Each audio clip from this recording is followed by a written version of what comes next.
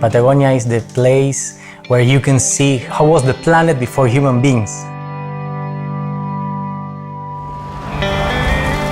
You can drive for hours and you won't see a person or a car.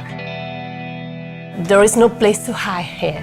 There are no trees, there is emptiness.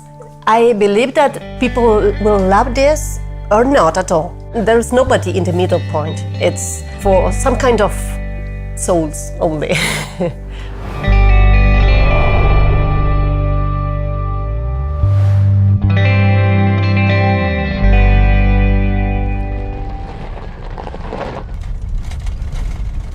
My name is Pablo Garcia Borboroglu, but it is so complicated to pronounce that my nickname is Poppy. So everybody knows me like Poppy. I'm a researcher and a conservationist, and I work on seabirds, but I'm specialized on penguins. I founded and I direct the Global Penguin Society, which is an international organization that protects all the species of penguins in the world. They're such a silly creature, and I just like how they waddle and land and then are so graceful in the water. You cannot appreciate them in a zoo nearly as much as you can here in the wild. There may come a time that if we don't do something about this and protect these species, that it won't be there for our children. A penguin is important in my view because they are excellent indicators of the health of the ocean. Penguins can swim very long distances in the ocean to get food, so they need large-scale conservation. But at the same time, they need protection in the nest because they spend lots of months breeding their chicks.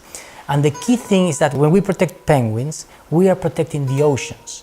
The oceans are critical for human beings and for the planet. So we help the ocean to be stable and to be healthy and benefit not only wildlife but also people.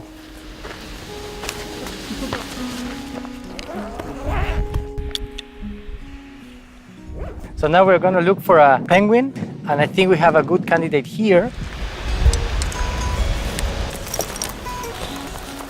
We are going to weigh him, so we want to know how well he's doing. 5 kilograms. Fat and happy. And then we're going to band him with a stainless steel band to check if he's coming back to the same nest. Thank you. Bye-bye. How many chicks he's going to have. So it's like a CIA, more or less. So that was it, complete success. My grandmother was the first person that ever told me about something called a penguin.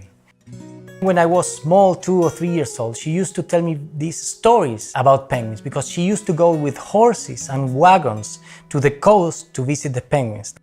Then, the first time I visited a penguin colony and I was surrounded by almost 500,000 penguins, I knew that protecting penguins was the mission of my life. In the 80s, in this province, 40,000 penguins died per year, and there were many threats that they were facing because there were reckless people and careless fishermen that were coming here, and the place was full of garbage, and they would come with their pets that were harming the penguins. We needed to close the gate because that was the only way to make the penguins come back. Of course, it was difficult to convince those fishermen to stop doing those activities. They say, "Hi, who are you to forbid me this? I've been coming here for ages with my grandfather." So they would put the glue on the lockers of the gates, they would come with guns, or they would complain legally. So we started to work with the communities and we started to help develop ecotouristic activity here. The house was built in 1920.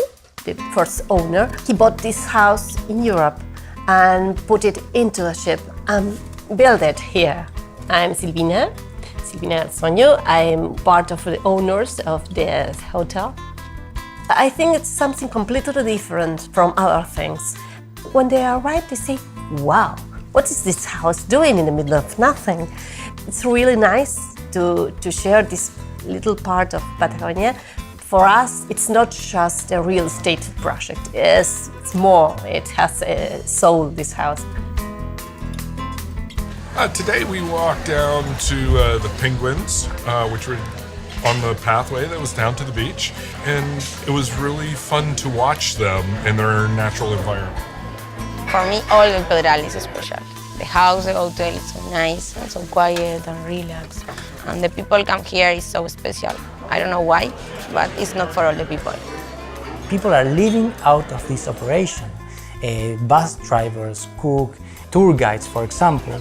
But people that want to enjoy the penguins can come and enjoy the penguins. They generate jobs for local people, and penguins are happy. I think it's really important to feel a connection with nature and not traveling with a group of tourists. My name is Jonathan Chalette, and this is Susan Willis, and we're from Seattle, Washington, the United States. We went on a hike, and we started out in what looked like desert, and we headed into a canyon, which was obviously where the water runoff is, which was interesting because it had carved sort of beautiful patterns in the walls.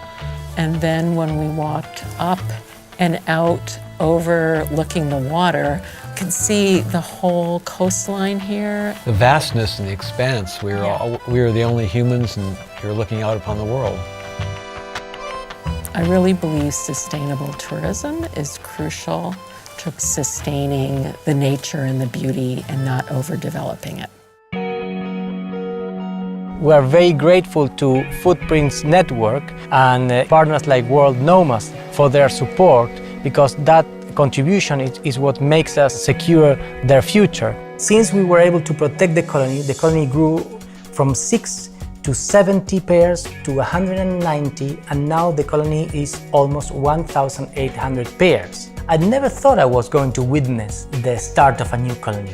I mean, I thought that was something that would happen once every 1,000 years, really. So to have this opportunity in my lifetime is amazing. We have been able to do things that will stay even after we die, and that is going to benefit all the next generations. So this is something that is making us very proud of what we do.